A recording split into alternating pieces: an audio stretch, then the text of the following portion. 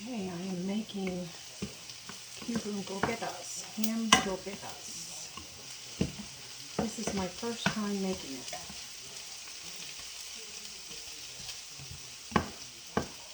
So I'm just sauteing, I guess a large onion, some green peppers, red peppers, and yellow peppers. Maybe a half a cup of that. Not much. Whatever you have is fine.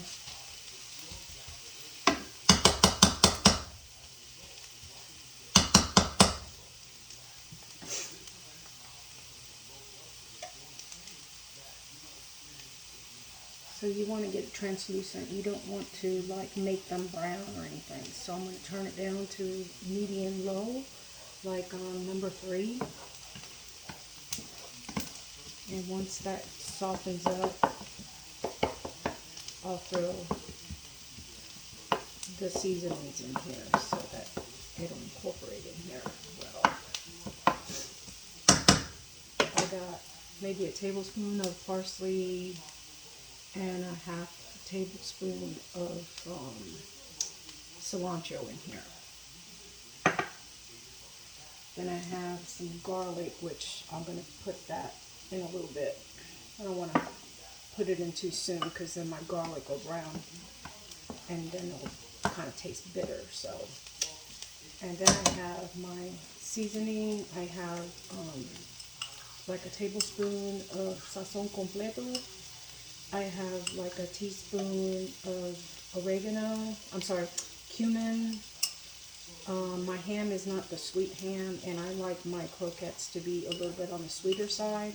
So I put like a tablespoon of brown sugar in here, and half a teaspoon of black pepper,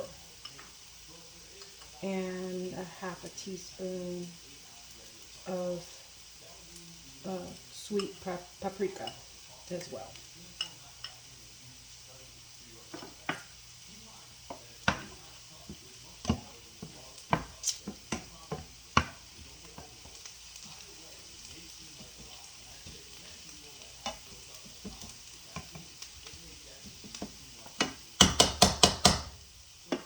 I have a recipe that my mom gave me, and so I wrote it down in English because she wrote it down for me in Spanish, so I translated it.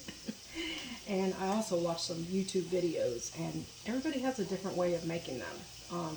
It doesn't matter. It looks like to me like a lot of them just turn out the same way, and you add the flavors that you want to add to it. As long as you get your masa to get really like firm and thick and not runny, your croquettes won't fall apart when you try to fry them.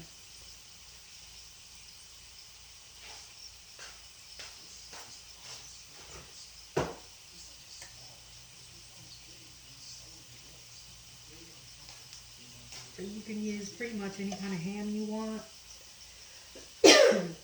What I did is I chopped it up in a little bit, and then I put it in the blender and I pulsated it, a few times just to get it a little bit more ground up. I mean, you don't want it to be like soupy or anything, but you don't want big chunky pieces in your croquettes. So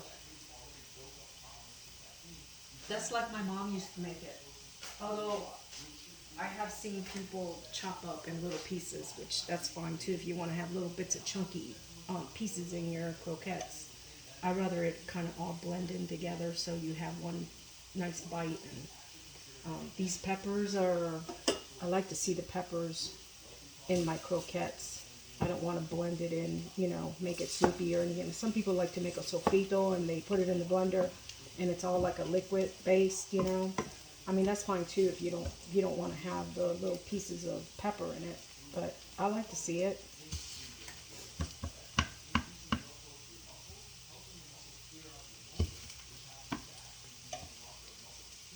I think as long as you get the concept of, how to make them, or, ingredients, or, for whatever you like.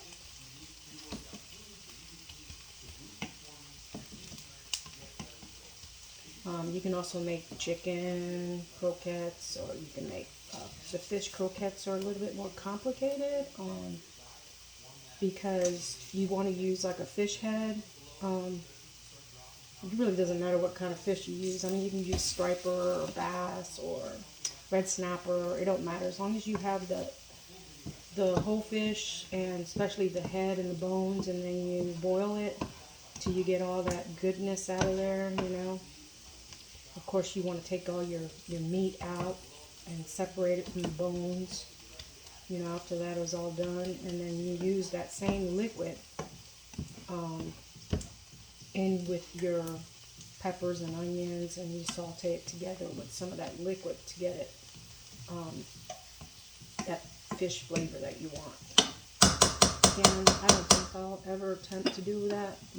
My mother used to make that. It was delicious, but it's a little bit too much work for me.